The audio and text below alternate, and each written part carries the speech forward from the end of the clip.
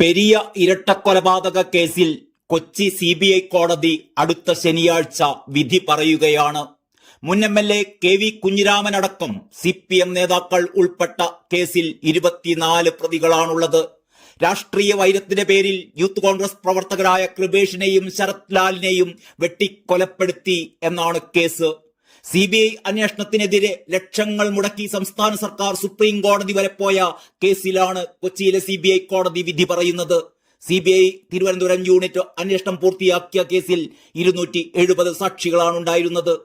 2019 ഫെബ്രുവരി 17 കാസർഗോഡ് പെരിയയിൽ കൃപേഷിനെയും ശരത് ലാലിനെയും അതിക്രൂരമായി വെട്ടിക്കൊലപ്പെടുത്തിയത്. ആദ്യം കേസന്വേഷിച്ച ക്രൈംബ്രാഞ്ച് 14 പേരെയായിരുന്നു പ്രതി ചേർത്തിരുന്നത്. ഇതിൽ 11 പേരെ അറസ്റ്റ് ചെയ്തു. പിന്നീട് കേസ് ഏറ്റെടുത്ത CBI ആണ് 10 പേരെ കൂടി പ്രതി ചേർത്തത്.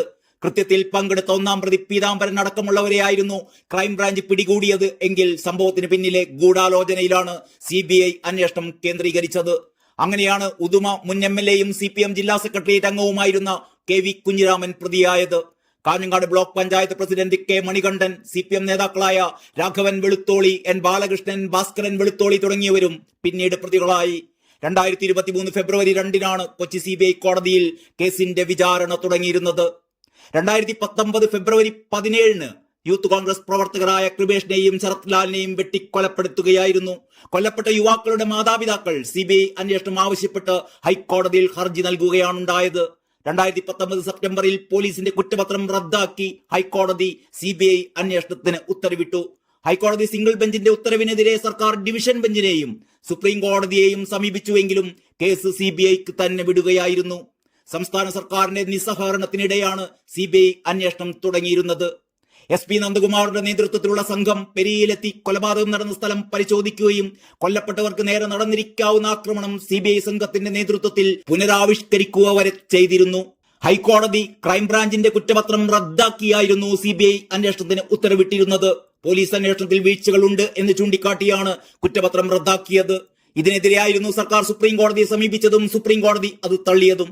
കണ്ണൂരിലെ ADM ആയിരുന്ന നവീൻ ബാബുവിനെ കണ്ണൂർ ജില്ലാ പഞ്ചായത്ത് പ്രസിഡന്റായിരുന്ന PP ദിവ്യ യാത്രയയപ്പ് യോഗത്തിൽ അധിക്ഷേപിക്കുകയും ഭീഷണിപ്പെടുത്തുകയും ചെയ്ത് അദ്ദേഹത്തെ മരണത്തിലേക്ക് തള്ളിവിട്ട കേസ് CBI അന്വേഷിക്കണമെന്ന നവീൻ ബാബുവിന്റെ ഭാര്യ മഞ്ജുഷയുടെ ആവശ്യം ഹൈക്കോടതിയുടെ പരിഗണനയിലിരിക്കെയാണ് പെരിയ കേസിന്റെ വിധി വരാൻ പോകുന്നത്. പെരിയ കേസിൽ എന്ന പോലെ നവീൻ ബാബുവിന്റെ കേസിലും CPMഉം സംസ്ഥാന സർക്കാരും CBI അന്വേഷണത്തെ എതിർത്തു എന്നതാണ് ഈ കേസുകൾ തമ്മിലുള്ള സാദൃശ്യം. പൊതുഖജനാവിൽ നിന്ന് ലക്ഷങ്ങൾ കൊടുത്ത് രാജ്യത്തെ മുന്തിയ വക്കീലന്മാരെ കൊണ്ട് കേസ് നടത്തിപ്പിച്ചായിരുന്നു ഹൈക്കോടതിയിലും സുപ്രീം കോടതിയിലുമൊക്കെ സർക്കാർ CBI അന്വേഷണത്തെ എതിർത്തിരുന്നത്. പക്ഷേ കോടതികളെല്ലാം സംസ്ഥാന സർക്കാരിന്റെ ആവശ്യം തള്ളിക്കളയുകയായിരുന്നു. നവീൻ ബാബുവിന്റെ മരണം സംബന്ധിച്ച് ഒട്ടേറെ ദുരൂഹതകൾ നിലവിലിരിക്കെയാണ് നവീൻ ബാബുവിന്റെ കുടുംബം CBI അന്വേഷണം ആവശ്യപ്പെട്ടത്. CPMനും സംസ്ഥാന സർക്കാരിനും എന്തൊക്കെയോ ഒളിച്ചുവെക്കാനും ആരെയൊക്കെയോ രക്ഷിക്കാനുമുള്ളത് കൊണ്ടായിരിക്കണമല്ലോ സ്വാഭാവികമായും CBI അന്വേഷണത്തെ എതിർക്കുന്നത്. എന്തായാലും PP ദിവ്യയെ രക്ഷിച്ചെടുക്കാനാവനാഴിയിലെ അവസാനത്തെ അസ്ത്രങ്ങളും എടുത്തു പ്രയോഗിക്കുന്ന പാർട്ടി സെക്രട്ടറി MV ഗോവിന്ദനും പെരിയ കേസിൽ CBIയുടെ വിധി പ്രസ്താവം ഞെട്ടലുണ്ടാക്കുക തന്നെ ചെയ്യും. News desk Kerala life.